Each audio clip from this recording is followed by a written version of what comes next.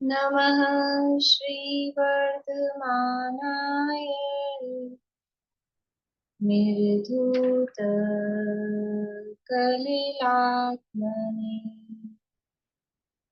सालोकानां त्रिलोकानां यद्विद्यादर्पणायते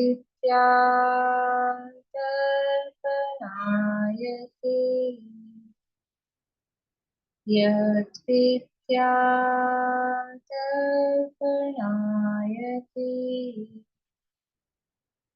सकल पापमल प्रक्षालक श्रीवर्धमान को करुण मन लोकालोक प्रकाशित कर जिनकी विद्या है दर्पण जिनकी विद्या है दर्पण।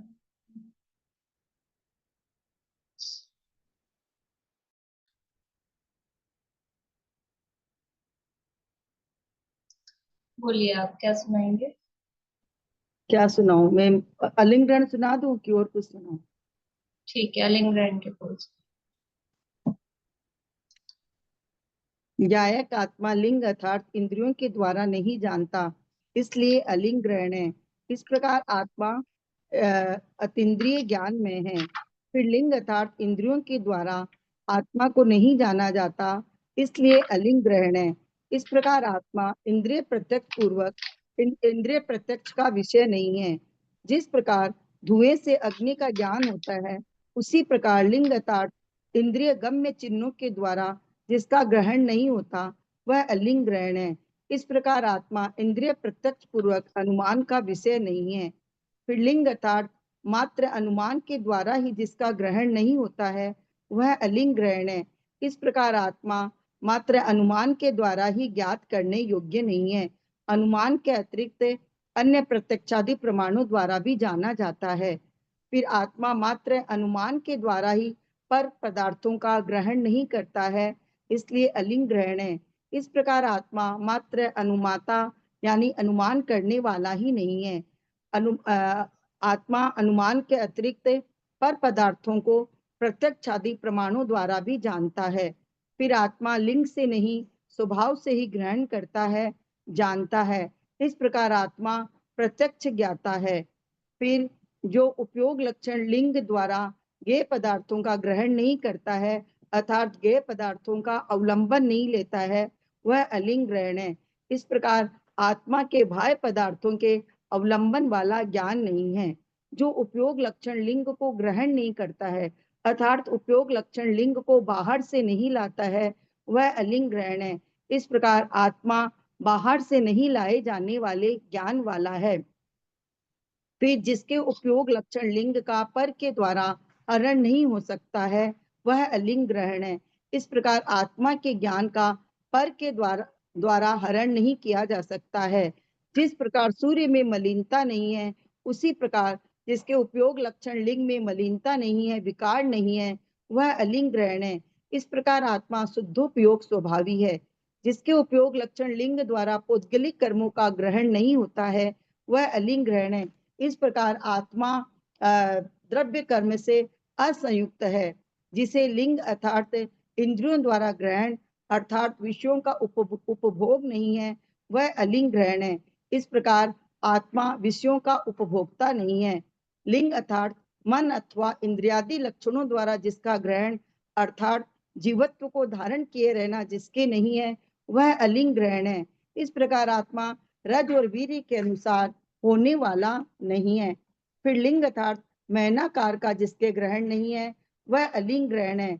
इस प्रकार आत्मा लौकिक साधन मात्र नहीं है।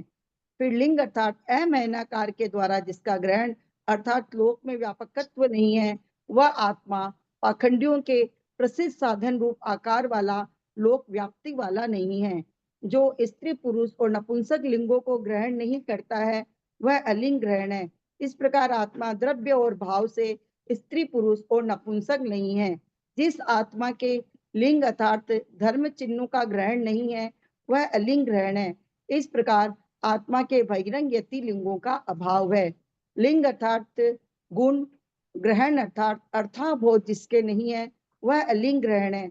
इस प्रकार आत्मा गुण विशेष से आलिंगित न होने वाला शुद्ध द्रव्य है। फिर लिंग अर्थात पर्याय, ग्रहण अर्थात अर्थाबोध विशेष जिसके नहीं है वह अलिंग ग्रहण है। इस प्रकार आत्मा पर्याय विशेष से आलिंगित न होने वाला शुद्ध द्रव्य है। फिर लिंग अर्थात प्रत्यभिज्ञान का कारण, पर्याय अर्थात अर्थाबोध सामान्य जिसके नहीं है वह द्रव्य से नहीं आलिंगित शुद्ध पर्याय है। बहुत अच्छा, बहुत बढ़िया। इस तरह से ये अलिंग ग्रहण ये आत्मा का स्वरूप है। इस आत्म स्वरूप को हमें चिंतन मनन विचार पहचान करनी चाहिए। यहाँ चर्चा चल रही है, रत्नकरण शावकाचार्य ग्रंथ है समनभद्र स्वामी द्वारा रचित। इसके अंतर्गत छठा जो भावना अधिकार है उसमें 10 लक्षण धर्म की भावनाओं की चर्चा अपन कर रहे हैं। और उत्तम सत्य धर्म की भावना, उत्तम सत्य धर्म की चर्चा कल हमने प्रारंभ की थी। और कल क्या देखा था हमने कि सत्य धर्म की चर्चा है, सत्य वचन की नहीं। सत्य वचन अलग चीज है, सत्य बोलना वो वाणी का काम वो अलग चीज है। और सत्य धर्म है वो आत्मा की अवस्था है, आत्मा की पर्याय है, आत्मा का स्वभाव है, वो वाणी से अलग है।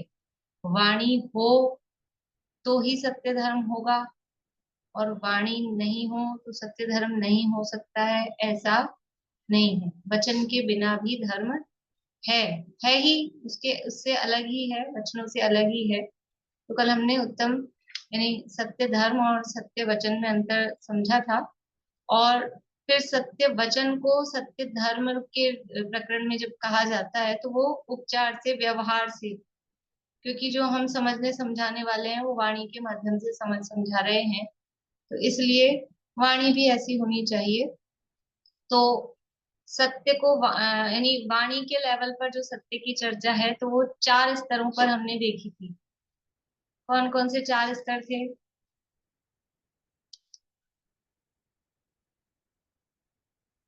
एक तो वाणी सत्य बोलना, झूठ नहीं। पहला है स्थूल रूप से त्याग है, जिसमें सत्य अनुव्रत है। दूसरा सूक्ष्म रूप से त्याग है, जिसमें है ना सत्य महाव्रत है। तीसरा है हित मित प्रिय वचन बोलना, जिसमें भाषा समिति है। और तीसरा मौन है, जो वचन समिति, वचन गुप्ती है। बहुत बढ़िया। ये यानी भाषा के संयम के लिए, वाणी के संयम के लिए 4 स्तर बताए थे: सत्य अनुव्रत, सत्य महाव्रत, भाषा समिति और वचन गुप्ती। इनके आधार पर वो वचनों को कंट्रोल में किया जाता है। वचनों की जो असावधानी है उनको दूर करने का प्रयास किया जाता है, और उपचार से इनको सत्य धर्म कहा जाता है। पर वास्तव में सत्य धर्म आत्मा का धर्म है। जो सत स्वभावी आत्मा है उसके लक्ष्य से जो वितराग पर्याय उत्पन्न होती है उसका नाम उत्तम सत्य धर्म है। फिर यहाँ पर कुछ मनुष्य पर्याय की दुर्लभता और अपने जो वचन बोलने की शक्ति प्राप्त हुई है तो उसकी कुछ महिमा और उसकी सार्थकता की यहाँ थोड़ी प्रेरणा पंडित जी साहब ने दी थी। अब हम आगे बढ़ते हैं। 299 299 नंबर का पेज है रत्नकरण शावकाचार्य में। इसमें सेकंड पैराग्राफ, परमागम में कहे हुए 4 प्रकार के असत्य वचन का त्याग करो। 4 प्रकार के असत्य वचन जिन वाणी में कहे गए हैं। देखिए वो 4 प्रकार के जो असत्य वचन हैं उनके जो समझ लो, यहाँ हेडिंग दूसरे दिए हैं और वहाँ अन्यत्र इसके हेडिंग दिए जाते हैं। वर्णन वही है लेकिन हेडिंग आप लोगों को याद आएगा कहीं विद्या ज्ञान पाठमाला में, विद्या ज्ञान पाठमाला में को ध्यान नहीं आ रहा कौन सी पाठ में है, लेकिन ये 4 बातें असत्य के, झूठ के प्रकरण में दी गई हैं। सत्य का अपलाप, असत का उद्भावन, अन्यथा वचन, अन्यथा प्ररूपण और गर्हित वचन, ऐसे करके 4 वो असत्य के तरह प्रकार दिए हैं, वही यहाँ बता रहे हैं। लेकिन यहाँ अनुयोगों की अपेक्षा से उसको वर्णन कर रहे हैं। तो पहला है कर्णानुयोग का कथन। मतलब कर्णानुयोग में जो बात की गई है उसको कुछ अलग यानी विपरीत कहना, तो वो भी असत्य है। देखिए उदाहरण दे रहे हैं यहाँ पे उसका। विद्यमान अर्थ का निषेध करना वह प्रथम असत्य वचन है। पहला पॉइंट जो मैंने कहा था, सत का अपलाप, सत यानी जो विद्यमान है, और उसका अपलाप यानी उसका निषेध करना। तो जो विद्यमान है, विद्यमान वस्तु है, जो भी है, विद्यमान है यानी सत्य है, उसका निषेध करना कि वो नहीं है। अर्थ का मतलब वस्तु, मतलब वो कोई तथ्य भी हो सकता है, वो कोई प्रकरण भी हो सकता है, वो कोई परिस्थिति भी हो सकती है, उसको अर्थ शब्द से यहाँ कह रहे हैं। तो जो बात है, मतलब वास्तव में है, सत्य है, उसका निषेध करना वो पहले प्रकार का असत्य वचन है। जैसे अब ये कर्णन योग में किस तरह से असत्य होता है वो बता रहे हैं। कर्म भूमि के मनुष्य तिर्यंश की अकाल मृत्यु नहीं होती, ऐसा वचन असत्य है। देखो ये कह रहे हैं कि कर्म भूमि के जो मनुष्य और तिर्यंश है, उनकी अकाल मृत्यु होती है, हाँ कि ना। कर्म भूमि के मनुष्य तिर्यंशों की अकाल मृत्यु होती है, हाँ कि ना।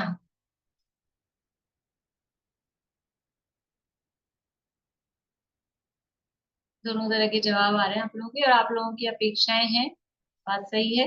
अभी यहाँ जिस अपेक्षा से बात कर रहे हैं वो बता रहे हैं कि ये कह रहे हैं कि कर्म भूमि के मनुष्य तिर्यंशों की अकाल मृत्यु होती है। ये मतलब जो सही बात है वो पहले बता रहे हैं कि कर्म भूमि के जो मनुष्य और तिर्यंश है, उनकी अकाल मृत्यु मतलब कि वो कदलेघात रूप से आयु की उदीर्ण होके जो मरण है वो उनका होता है। तो ये बात बात तो ये है, सही बात तो है कि कर्म भूमि के मनुष्य तिर्यंशों की अकाल मृत्यु होती है। लेकिन कह रहे हैं अगर कोई ऐसा कहता है कि कर्म भूमि के मनुष्य तिर्यंश की अकाल मृत्यु नहीं होती, अगर कोई ऐसा कह रहा है तो ये असत्य वचन है।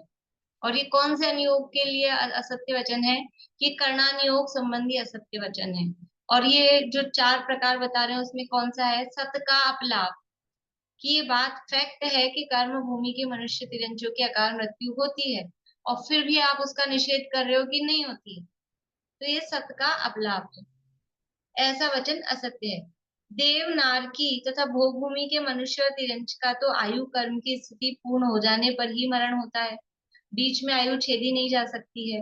जितनी स्थिति बांधी थी उतनी भोग करके ही मरण करता है। देखो जो सूत्र दिया है तत्वार सूत्र के दूसरे अध्याय का अंतिम सूत्र है 53वां। क्या सूत्र है? औपादिक चरमोत्तम देहा संख्ये वर्षायुषो अनुपर्त्य आयुष्य। तो औपादिक यानी उपाद जन्म वाले, चरम और उत्तम देह वाले, और असंख्यात वर्ष की आयु वाले यानी भोग भूमि के जीव। और उपाद जन्म वाले में देव और नार की, चरम उत्तम देह वाले में जो मनुष्य उसी भाव में मोक्ष जाने वाले हैं और शलाका पुरुषों में से हैं, वो चरमोत्तम देह वाले।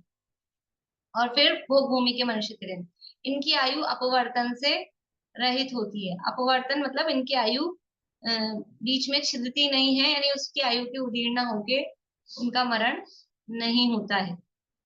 तो उनकी आयु के अलावा कौन बचेगी? कर्म भूमि के मनुष्य और तिर्यंश, इन तीन तरह के जो जीव यहाँ बताए, उनके अलावा बच रहे हैं कर्म भूमि के सामान्य मनुष्य और तिर्यंश।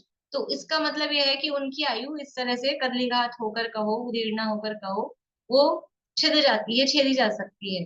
तो उसको अकाल मरण कहा जाता है, निमित्त की मुख्यता से उसको अकाल मरण कहा जाता है। तो फिर जब वो ऐसा हो रहा है और फिर कोई कहे कि नहीं उनका अकाल मरण नहीं होता है, तो ये कर्णानुयोग का अपलाप है कह रहे हैं, या कर्णानुयोग की अपेक्षा से असत्य वचन है। देखो इसी को समझा रहे हैं आगे कि वो कर्म भूमि के मनुष्य तिर्यंशों की का अकाल मरण किस प्रकार होता है, उसको आगे समझा रहे हैं। ये कदली घात क्या चीज है? कदली घात का मतलब ये है कि वो आयु के जितने निषेध बाकी थे, निषेध समझो तो मतलब जैसे अभी मान लीजिए 50 साल की आयु भोग ली और बांधी थी उसने 80 साल की, तो अब 50 साल की आयु में ऐसा हुआ कि कोई एक्सीडेंट हुआ, और जो 30 साल की आयु के बाकी के कर्म बाकी थे वो सारे एक साथ आके इसी समय में आके उदय में आके खत्म हो गए। इसको बोलते हैं कदली घात या उदीरना। ऐसा आयु के संबंध में उसको कदली घात बोल देते हैं कि एक साथ निकल गए वो सारे। कदली का मतलब होता है केला, और जो केले की गांठ होती है ना, जड़, वो मतलब ऐसी होती है, वो एक साथ पूरी आ जाती है। तो उसका उदाहरण देके उसको नाम रख रखा है कदली घात।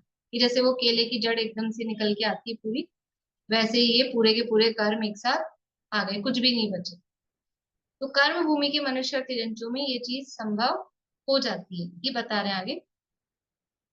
कर्म भूमि के मनुष्य तिर्यंचों की आयु का नाश विष खाने से, पीटने से, मारने से, छेदने से, बंधन आदि की वेदना से, रोग की तीव्र वेदना से, शरीर से रक्त निकल जाने से, तथा दुष्ट मनुष्य, दुष्ट तिर्यंच, भयंकर देवों द्वारा उत्पन्न किए गए भय से, वज्रपात आदि के, स्वचक्र परचक्र आदि के भय से, शस्त्र के घात से, पर्वत आदि के गिरने से, अग्नि पवन जल कलह विसंवाद आदि से उत्पन्न क्लेश से, श्वास उच्छ्वास के रुक जाने से, आहार पान आदि का निरोध होने से आयु का नाश हो जाता है। यानी जो भोग भूमि के जीव होंगे या देव और नारकी होंगे, उनके कुछ भी हो जाए, शरीर से रक्त निकल जाए, चाहे कोई विष खा ले, कि कोई गिर जाए, पर्वत पे से गिर जाए। अब उदाहरण है अपने सामने, हनुमान, तत्काल का जन्मा बालक इतने ऊंचे पहाड़ पे से गिर गया, तत्काल का जन्मा बालक इतने ऊंचे पहाड़ पे से गिर जाए और जिंदा बच जाए, कितना आश्चर्य है।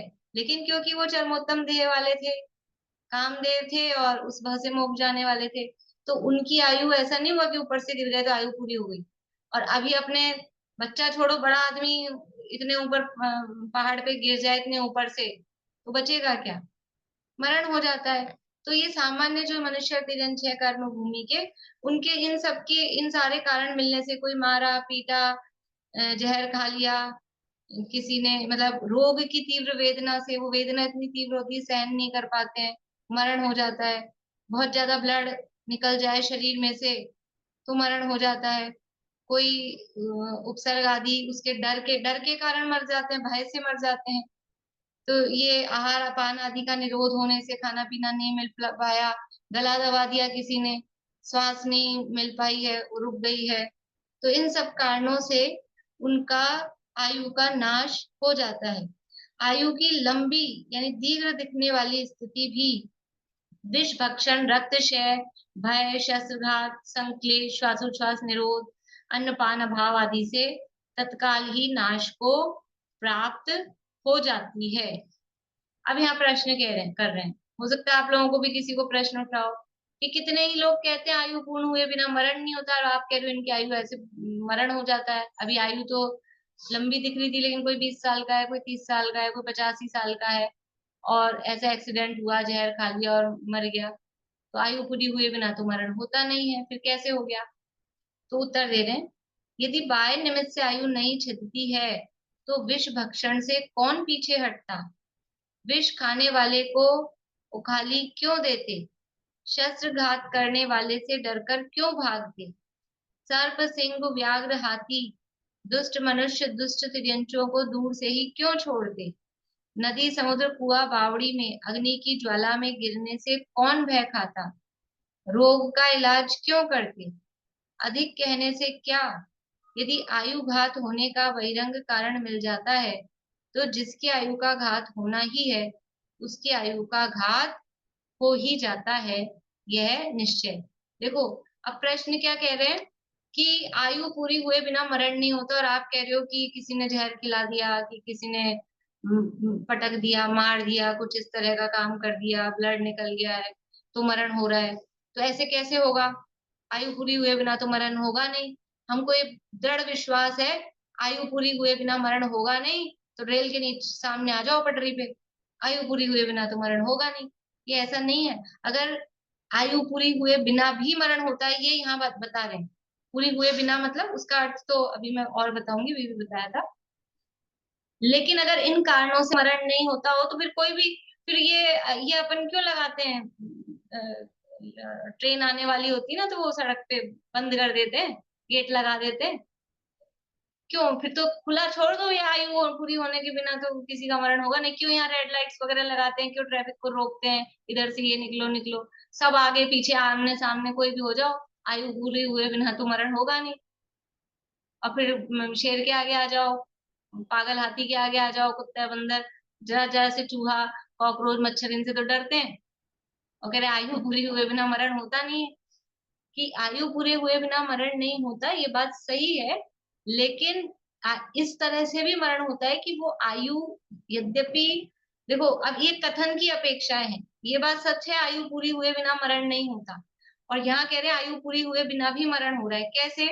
कि आयु थी आपकी 80 साल की और मरण होता हुआ दिख रहा है 50 साल में, तो आयु पूरी हुए बिना मरण हुआ है कि आयु पूरी होके मरण हुआ है?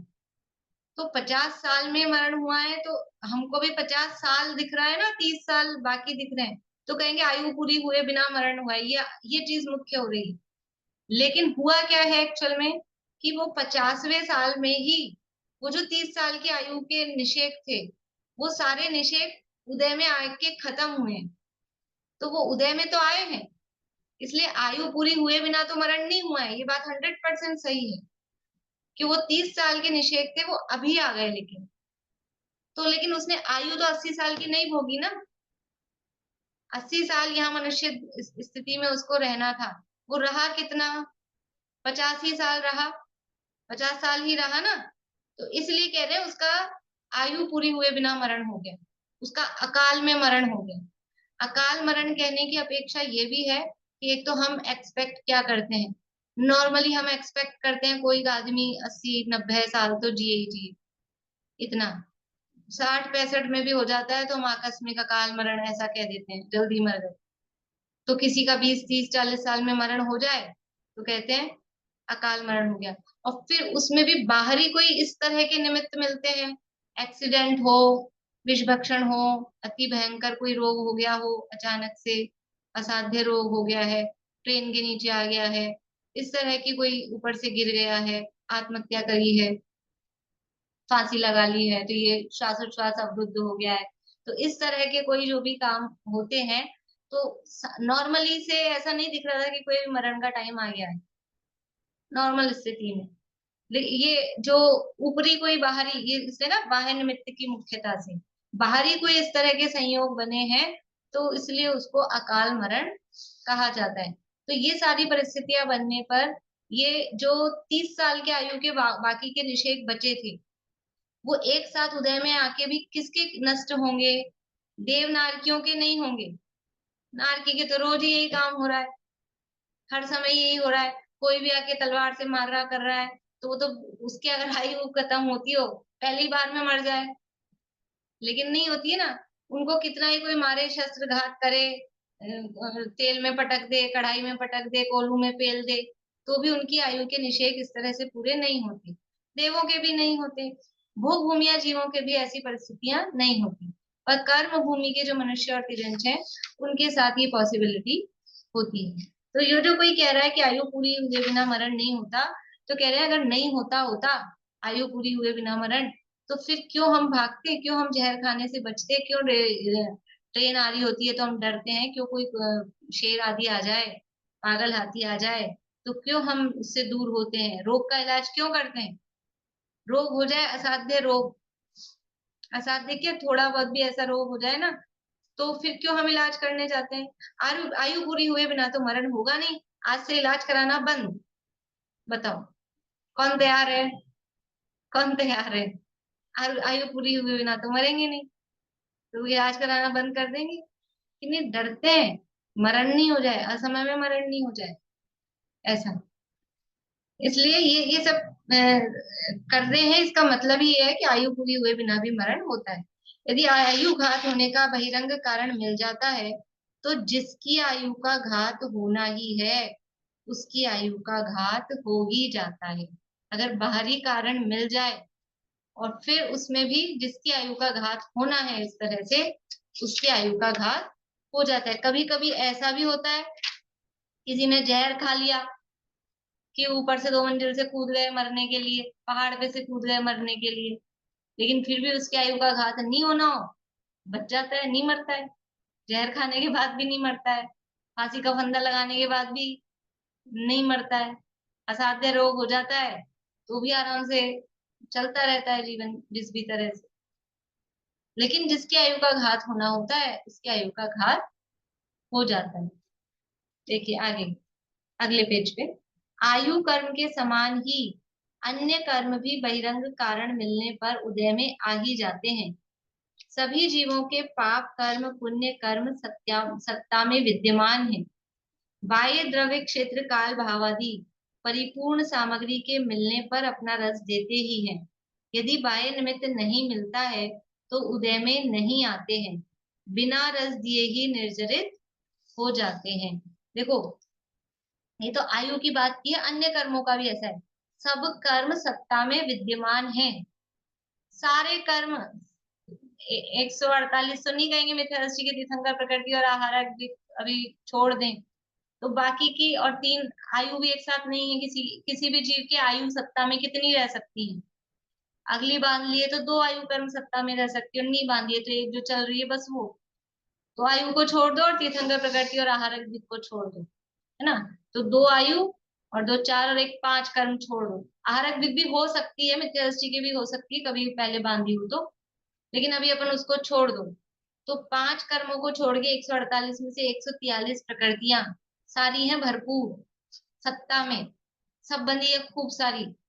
यश कीर्ति भी खूब बंधी है, अयश कीर्ति भी खूब बंधी है। साता वेदनी भी खूब सारी भरी हुई है, असाता वेदनी भी खूब सारी भरी है। मनुष्य गति, तिरंज गति, देव गति, नरक गति, सब कर्म भरे हैं खूब। उदय में कौन से आएंगे?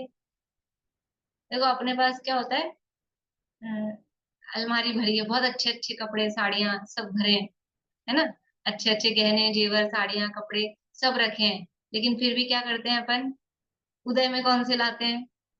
पहनते क्या नहीं, ये तो रखें, ये तो कहीं जाएंगे तब पहनेंगे, ये तो कोई आएगा तब पहनेंगे, ये तो किसी अच्छे काम के लिए पहनेंगे। और फिर पहन के कौन से रखते हैं घर में? घिसे पिटे पुराने खराब से। तो जो उदय में लाएंगे वो आएगा। तो रखे तो है सब कर्म, उदय में कौन सा आ रहा है? तो कह रहे हैं कि जिसका जो देखो, कर्म को उदय में आने के लिए बाहरी नो कर्म भी, बाहरी निमित्त भी होते हैं। अभी मैं कुछ पढ़ रही थी कल परसों, तो उसमें ऐसा आया था उदाहरण कि ये मतलब अभी मौसम यही चल रहा है, और उसमें शास्त्र में उदाहरण भी ऐसे ही दिया था कि ये सर्दी की ऋतु गई ना, सर्दी की ऋतु गई, उसके बाद में गर्मी आई। तो गर्मी आते ही, अभी तो मौसम है, सर्दी जाने के बाद गर्मी आएगी आएगी। तो वैसे ही तो लोग मतलब असाता का उदय लगा, लोगों को गर्मी आई तो, और ऊपर से फिर क्या करते हैं? हम लोग करते हैं, आज कितने लोगों ने किया होगा, हाय कितनी गर्मी हो गई, कितनी गर्मी हो गई, कितनी गर्मी बढ़ गई, बहुत ही गर्मी हो गई, कल से तो इतनी गर्मी हो गई। कितनी बार बोलते हैं, जो मिलता है उसको यही यही सूचना देते हैं, जैसे उसको पता ही नहीं है सामने वाले को कि गर्मी हुई है कि नहीं हुई है। तो ये ऐसा बोल बोल के वो असाता की और उदीर्णा कराते हैं। दोनों लाइन में लगे थे, साता और असाता, है ना। अब गर्मी तो आएगी आएगी, मौसम बदलेगा, जल्दी आ जाए कि देर से आ जाए। कभी तो कह रहे थे अभी तक सर्दी चल रही है, इतना इतने दिन हो गए, और अब अचानक से गर्मी आ गई, तब गर्मी का समस्या हो गई। तो वो तो आएगी। तो गर्मी आ गई, असाता फील हो रही है, ऊपर से ऐसा ऐसा करके वो, ये असाता की लाइन लग रही थी, असाता उदय में आ रही है, और उस गर्मी का रोना रो के ये जो साता थी ये असाता में कन्वर्ट करा करा के असाता, साता को भी असाता बना के उदय में लाए जाते। तो वो रखी तो थी साता, अब उसमें अगर हम ये गर्मी गर्मी गर्मी द्वेष ये नहीं करते, अब है जो भी मौसम है, फील क्या कर रहे हैं हम? मौसम सबके लिए एक सा है, लेकिन सबको एक सा उदय है क्या? सबको एक सा उदय नहीं। जो जितना रोना रोता है उसके उतने असाता का उदय है। बाकी ठीक है मौसम जैसे रहना है वैसे रहेंगी, उसमें क्या कहीं हर साल की बात है, मौसम तो बदलेगा ही। अब इसमें रोना क्या रोना है इसका? वो कह रहे हैं कि सभी जीवों के पाप कर्म पुण्य कर्म सत्ता में विद्यमान है। बाह्य द्रव्य क्षेत्र काल भाव आदि परिपूर्ण सामग्री मिलने पर अपना रस देते हैं। कर्म तो सारे विद्यमान है, लेकिन वो बाहरी द्रव्य क्षेत्र काल भाव मिलता है तो फिर वो अपना फल देते हैं, नहीं तो वो दूसरे में उदय में आके कन्वर्ट हो के उदय में आते रहते हैं। लाइन में देखो सबकी लाइन लगी हुई है, लाइन लगी हुई का मतलब समझते हो? जितने भी कर्म हैं, अभी नाम कर्म से अपने को जल्दी से समझ में आता है, उसकी प्रकृतियां बहुत सारी है। यश कीर्ति भी लग रही है, अयश कीर्ति भी लग रही है ना। गतियों में चारों गतियों की लाइन लग रही है, मनुष्य की, देव की, नरक की, तिरंज की, सबकी लाइन लग रही है। तो अभी उदय में कौन सी आ रही है? उदय में मनुष्य गति आ रही है। ये भी इसी टाइम पे लगी हुई है, ये बाकी के तीनों भी इसी इसी टाइम पे इनको भी उदय में आना है। तो फिर कैसे आएंगी? उदय में तो मनुष्य गति आ रही है, तो फिर तिरंज गति, देव गति, नरक गति कैसे उदय में आएगी? कि जो जो उदय में आ रही है उसमें ये बदल जाएंगे, हम उसके साथ मिल जाएंगे, वो उसमें कन्वर्ट हो के, क्योंकि इनका टाइम आ गया है। टाइम आ गया है तो उदय में तो आएंगे, क्योंकि इस टाइम पे ये भी है। ऐसे ही यश कीर्ति भी लाइन में है, अयश कीर्ति भी लाइन में है। अब हम अयश फील कर रहे हैं, जीव विपाक की प्रकृतियां हैं, यश कीर्ति अयश कीर्ति, दूसरे से संबंध नहीं है, दूसरा क्या कह रहा है क्या नहीं कह रहा है। हम क्या फील कर रहे हैं? हम जैसा फील कर रहे हैं वो है उसका उदय। पांचवें गुणस्थान से ऊपर उदय विच्छुत्ति है, चौथे गुणस्थान में अयश कीर्ति की। पांचवें गुणस्थान वालों को अयश का उदय नहीं आता है, तो बाहर में निंदा नहीं होती है। पांचवें छठे सातवें गुणस्थान वाले मुनिराजों की निंदा नहीं होती है बाहर में, कि करता हो करने वाला कोई, इनको अयश फील ही नहीं होता है, इनके अयश कीर्ति का उदय ही नहीं। फील वाली चीज है। तो हम क्या फील कर रहे हैं? अब लाइन तो दोनों की लगी है, यश की और अयश की, और हम ये सोच रहे हैं, सब देखो कोई हमारा नाम ही नहीं ले रहा, कोई हमको पूछ ही नहीं रहा, आज देखो क्या स्थिति हो गई है, मेरा तो नाम ही डूब गया है, ऐसा मतलब कुछ भी अपने खुद ही अपने मन में गलत सोच रहे हैं। वो न जाने हमारे लिए क्या सोच रहा है, वो न जाने हमारे लिए क्या सोच रहा है। खुद ही अयश फील करके अयश कीर्ति का उदय ला रहे हैं। तो ये जो यश कीर्ति भी आने वाली थी, वो भी अयश कीर्ति में बदल रही है। तो ये बाहरी जैसा द्रव्य क्षेत्र काल भाववादी जो सामग्री मिलती है, तो उसके अनुसार वो अपना रस देते हैं। यदि बाह्य निमित्त नहीं मिलता तो उदय में नहीं आते। उदय में नहीं आते का मतलब क्या है? बाहरी निमित्त नहीं मिलता तो वो उस रूप में उदय में नहीं आते, अपने जो भी उसका रिलेटेड है कर्म, उसमें कन्वर्ट होके उदय में आते हैं। उदय में तो आएंगे, टाइम आ जाएगा तो कोई कर्म बिना उदय में आए निर्जरित नहीं होता है। ततश्च निर्जरा कहे ना, विपाको अनुभव ततश्च निर्जरा, तो वो निर्जरित होगा, उदय में आके ही निर्जरित होगा। लेकिन वो अपने रूप में उदय में आ रहा है कि दूसरे के रूप में बदल के उदय में आ रहा है, इतना अंतर है। अपने रूप में उदय में आए और अपने रूप में नहीं आ पा रहा है तो कोई भी अपने सगे संबंधी में जाके मिलके उसमें उदय में आए। मैं से अभी मेरी देरानी का वो एक्सीडेंट हुआ भयंकर, तो वो मतलब बहुत जबरदस्त हुआ, लेकिन वो मतलब अब वो उसके आयु कर्म का मतलब उदय नहीं आया था, और कौन से कर्म का उदय आया कि इतना एक्सीडेंट होके वो बच गई है, थोड़ा सा समझना था। तो वो उसमें ऐसा है, अभी 100% तो क्या है, कौन से कर्म का क्या है वो अपन नहीं बता सकते।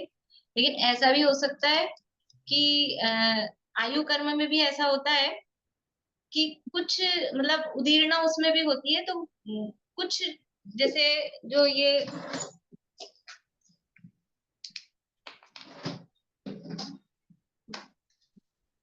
आयु के निषेक लाइन में लगे हैं ना, ये ऐसे आयु के निषेक लाइन में लगे हैं।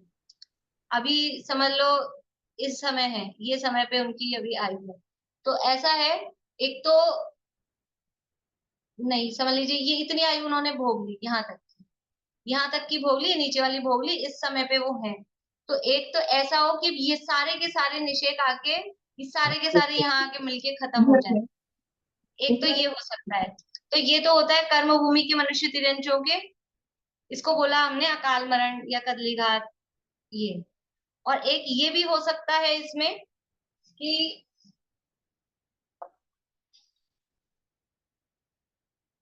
मतलब ये पूरे के पूरे उदय में आ गए थे, तो ये खत्म हो गया था यहाँ से, ये खत्म हो गया तो आयु पूरी हो गई। दूसरा ऑप्शन ये हो सकता है कि ये निषेध तो लगे हैं, अब ये पूरे के पूरे उदय में ना आके इसमें से कुछ कुछ पार्ट, जैसे इतने इतने कुछ कुछ परमाणु, वो उदय में आके वो नीचे आ गए यहाँ, ये वर्तमान समय में थोड़े थोड़े परमाणु आ गए, पूरे नहीं गए। तो ऐसा भी हो सकता है। तो कभी कभी जब ये ऐसा होता है, बहुत भयंकर एक्सीडेंट हुआ, बिल्कुल समझ लो मरने ही वाले थे, अपने को ऐसा लगता है कि मर ही जाएंगे, तो ऐसी परिस्थिति भी उसमें हो सकती है। वो परिस्थिति भी उसमें हो सकती है कह रही हूँ। अब एक्चुअल में क्या होगा हुआ होगा वो अवधि ज्ञानी कोई या फिर केवल ज्ञानी भगवान जानते हैं कि एक्चुअल में क्या हुआ होगा। लेकिन इतना तो है कि मतलब पूरी आयु अभी खत्म नहीं हुई तो मरण होता, ऐसा। तो ये तो पॉसिबल है कि थोड़े थोड़े कुछ कुछ परमाणु उदीर्ण होके यहाँ आ गए, तो वो उस समय ऐसी स्थिति हो जाती है, मरणासन्न जैसी स्थिति भी उस समय हो सकती है। और नहीं भी हो, नॉर्मली उदीर्णा चलती रहती है। आयु कर्म में भी, सभी कर्मों में अपकर्षण और उदीर्णा चलती रहती है। अपकर्षण और उदीर्णा में क्या अंतर है? अपकर्षण और उदीर्णा में क्या अंतर है? बोलिए अर्चना जी।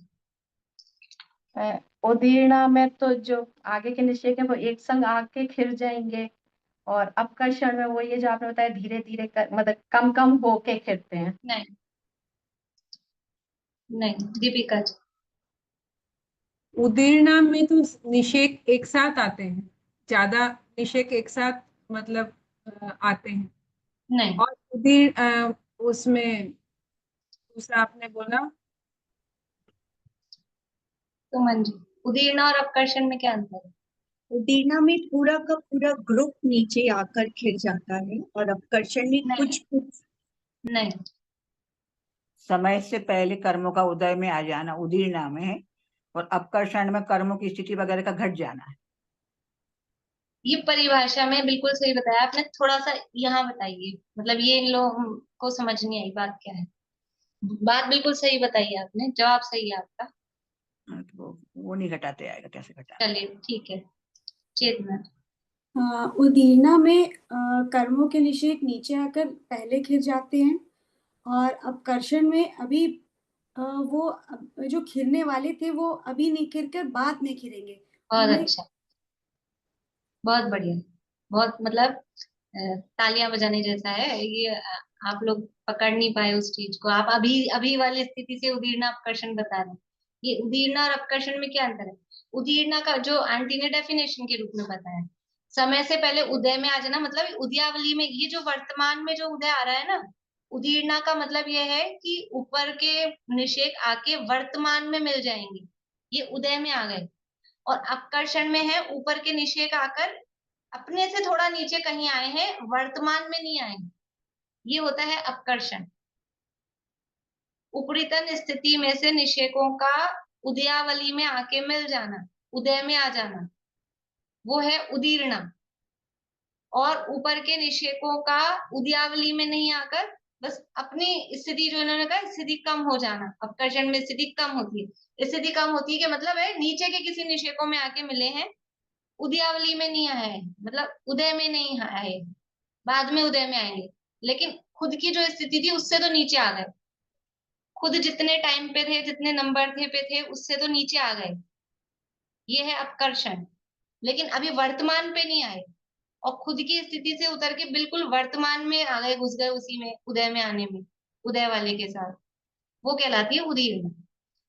हम टिकट विंडो पे लगे हैं लाइन में, तो एक तो हम किसके साथ मिल गए, बिल्कुल जो नंबर पे ही खड़ा था, जो ले ही रहा था, मेरे भी इसी के साथ लेना टिकट, वो है उदीर्णा। और एक अपन लगे थे 50वें नंबर पे, और 10वें नंबर पर अपनी फ्रेंड मिल गई अपने को, तो 50 से 10 पे आ गए। ये है अपकर्षण। समझ में आया? याद रखना है ये चीज, भूलनी नहीं है बातें। ठीक है, तो ये इस तरह से उदीर्णा और अपकर्षण नॉर्मली सबके चलता रहता है, चारों गतियों की आयु आयु के संबंध में भी, और आठों ही कर्मों में चलता रहता है। मतलब बाकी के कर्मों में भी, आयु कर्म में भी ये तो हो सकता है। लेकिन ये जो स्थिति अभी यहाँ जो बताई है कि ये सारे के सारे आयु के निषेध उतरकर और ये इसमें आ जाएं, ये केवल कर्म भूमि के मनुष्य और तिरंचों में ही हो सकता है। देवनारकियों में, भोगभूमि के जीवों में, और जो कर्म भूमि में भी चरमोत्तम देह वाले हैं, उनके ये वाली स्थिति नहीं होगी कि ये सारे के सारे निषेध मिलके उदयावली में आ जाए, उनके साथ ये नहीं होगा। समझ में आया? क्लियर है कि नहीं बात? खिचड़ी पिचड़ी तो नहीं हो रही है? आज महावीर जयंती, खिचड़ी नहीं बनाना, अच्छे पकवान बनाना। ठीक है, हाँ।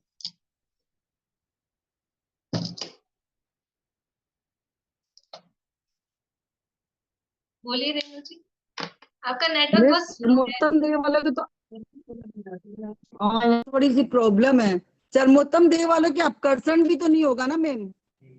अपकर्षण बोला ना, चरमोत्तम अपकर्षण देह वालों के नॉर्मल अपकर्षण हर समय चलता रहता है, अपकर्षण हो सकता है। अपकर्षण का मतलब है कुछ निषेक, उस निषेक में से कुछ परमाणु उतर के नीचे आ जाएं, पूरा निषेक नहीं उतर के आ रहा है, कुछ परमाणु उतर के नीचे आ जाएं तो कोई प्रॉब्लम नहीं, स्थिति में कमी नहीं होती। एक एक निषेक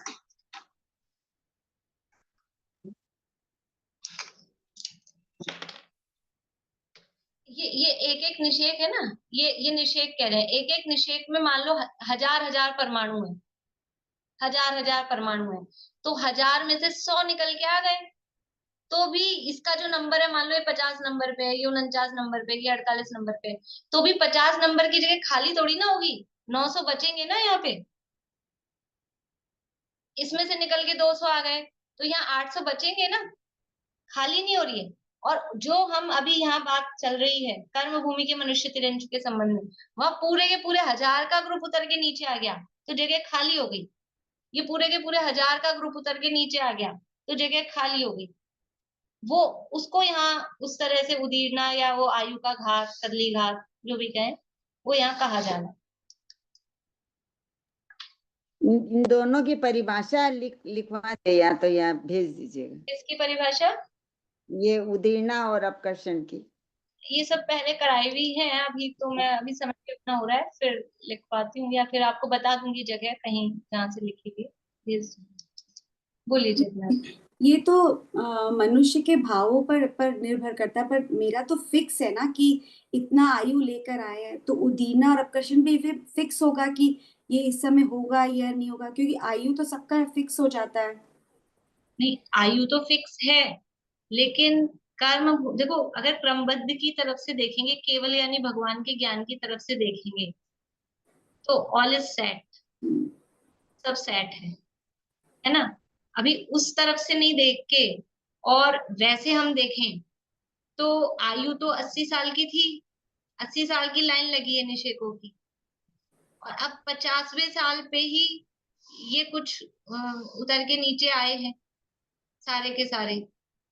तो ये अपने ज्ञान की तरफ से हम देखें तो ये सेट नहीं था, इसके लिए बाहरी ये निमित्त मिले हैं। देखो बाहरी इस तरह के निमित्त मिले बिना नहीं होगा ये काम। विष भक्षण कुछ का होगा कि अब एक्सीडेंट होगा या कोई असाध्य रोग होगा, एकदम से ब्लड किसी उससे मान लो कुछ कट लग गया और खूब सारा खून निकल गया, इतना निकल गया कि अब नहीं हो सकता, ऐसा होता है ना, से डिलीवरी वगैरह में किसी किसी के ऐसा हो जाता है, फिर एक्सट्रीम ब्लीडिंग हो जाती है तो फिर डेथ हो जाती है। तो वो आयु तो नहीं थी 25 साल की थी, 30 साल की थी मान लो, अभी अभी मरने का टाइम तो नहीं लग रहा था, वो लेकिन तो हम लोग को नहीं लग रहा है ना, पर वो ये भी हो सकता है कि उसकी आयु ही 30 साल की हो, ये भी हो सकता है। लेकिन ये भी हो सकता है कि आयु 70 80 90 साल की हो, और वो उस 30 साल की उम्र में क्योंकि इतना ब्लड रिलीज हो गया है, इतनी ब्लीडिंग हो गई है, तो वो 50 साल के बाकी के जो निषेक थे वो सारे उस समय उदय में आके फिर वो रुक नहीं पाते, वो सारे निषेक उदय में आके खत्म हो जाते हैं। तो ये उसी मैं समय हुआ है वो काम। अभी ये अपनी तरफ से देखेंगे ना, केवल ज्ञानी भगवान को छोड़ दो, तो अपनी तरफ से देखेंगे तो वो सारा काम उसी समय में हुआ है। तो जैसे मेरे भी ब्रदर का डेथ हो गया, तो बहुत यंग है, 40 इयर्स का है, उसका डेथ हो गया, तो हम लोग तो एक्सपेक्ट यही करते कि भाई आगे और जीता, तो हमारा एक्सपेक्टेशन है, लेकिन उसका आयु तो 40 का होना था, तो वही हुआ, डेथ अनएक्सपेक्टेड था, ऐसे हो गया। लेकिन देखो उसमें दो बात हो सकती है ना, उसकी मतलब उसको मरना 40 में ही था, ये 100% श्योर है, लेकिन वो आयु बांध के पिछले भाव से कितने बांध के लाया था, तो ये हो सकता है वो 80 बांध के लाया हो, अच्छा, बांध के 80 लाया हो, ये हो सकता है, और बांध के ही 40 लाया हो, ये भी हो सकता है, अच्छा, 40 ही बांध के लाया हो हम्म, और फिर अब उसको 40 में मरना है, तो बाहर कोई बीमारी कुछ ना कुछ, वो तो कोई ना कोई कारण, तो देखो पूरी 80 85 साल में भी कोई मरेगा तो बाहर में कुछ ना कुछ होती है कि सारी बीमारियां लग गई हैं, कुछ ऑर्गन फेल हो गए हैं, कुछ ना कुछ कारण तो हो ही जाता है, तो वो तो हो गई। तो 40 की ही बांध के लाया ये भी हो सकता है, और 80 की बांध के लाया और फिर इस तरह से कदलीघात हो गया हो, ये भी हो सकता है। पर अब हम क्योंकि एक्सपेक्ट ये करते हैं कि भी 40 में कोई नॉर्मली मरता नहीं है, 80 तो जिए ही, इसलिए हम उसको अकाल मरण रूप से कह देते हैं। एक्चुअल तो क्या है कि वो तो या तो अवधि ज्ञानी या फिर केवल ज्ञानी भगवान ही जान सकते हैं कि एक्चुअल में वो कितनी बांध के लाया था, वो ही जान सकते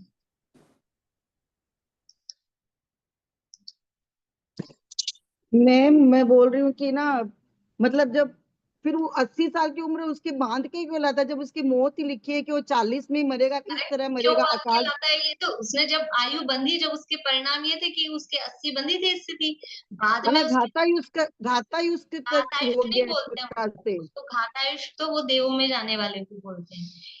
उसके परिणाम जिस समय आयु बंध उसके हुआ पूर्व भव में, तब उसके परिणाम ऐसे थे कि उसको 80 बंधे और 80 बंधी। ये तो यहाँ आके हुआ है, ये उसी समय हुआ है, at that time, at that moment accident हुआ। जिस समय एक्सीडेंट हुआ उसकी 80 ही साल के निषेक बने हुए हैं, और जैसे ही एक्सीडेंट हुआ और इस तरह से उसके कहीं चोट लगी कि अब उसका जीवन बचना संभव नहीं है, तो वो सारे के सारे बाकी के 40 साल के निषेक वो आके उसी समय उदय में आके खत्म, ये उसी मोमेंट पे हुआ है। इसलिए केवल ज्ञानी भगवान के ज्ञान में देखेंगे तो केवल ज्ञानी भगवान भी ये देख रहे हैं कि 80 साल की लाइन लग रही है, लेकिन ये 40 साल में ही मर जाएगा क्योंकि 40 साल में ऐसा होगा।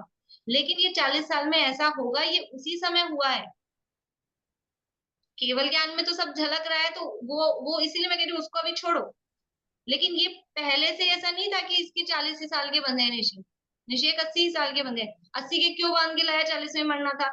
बनिया बुद्धि यहाँ थोड़ी ना, वो तो उसकी उतनी बंधी है, मतलब उसके परिणामों के हिसाब से बंधी है। ठीक है ना?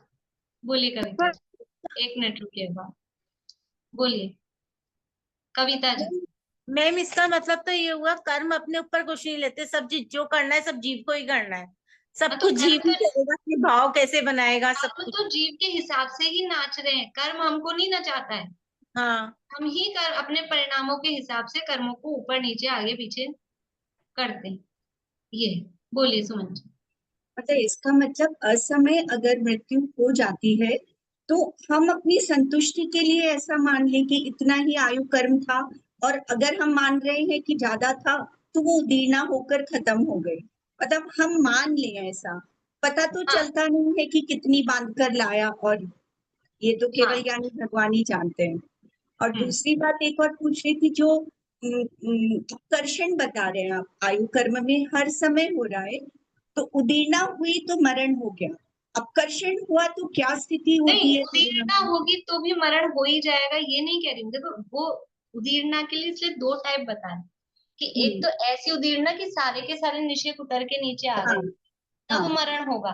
मरण हो लेकिन जो गया। नॉर्मल उदीर्णा है, जो हम्म, नॉर्मल उदीर्णा है ये वाली कि कोई 100 निकले, कोई 200 निकले, कोई हाँ 50 ठीक है, निकले, इसमें ठीक मरण है, नहीं होगा। नहीं होता।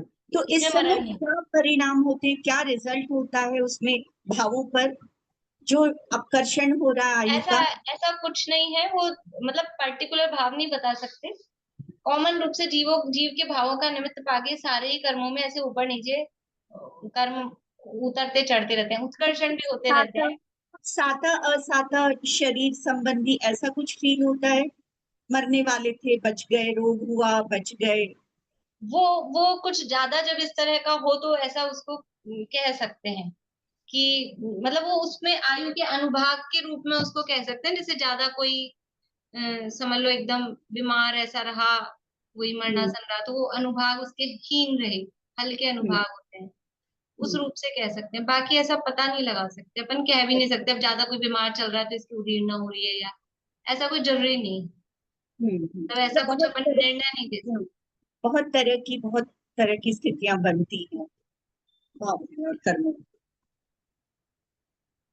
बोलिए रश्मि। यही पूछ रही थी मैं। चलिए, मेरे हो को गया। हाँ मिल गया मुझे, हाँ। ठीक। इस तरह से यहाँ भी पहला पॉइंट हुआ है सत्य का अपलाप, जो कहा था कि जो विद्यमान है उसका निषेध करना। तो यहाँ पर ये इस चीज को इन्होंने अकाल मृत्यु के प्रकरण को लेके उदाहरण बना के इसको असत्य के रूप में यहाँ पे बताया है। अब आगे और दूसरा तीसरा चौथा पॉइंटर्स की चर्चा अपन कल करेंगे। इस समय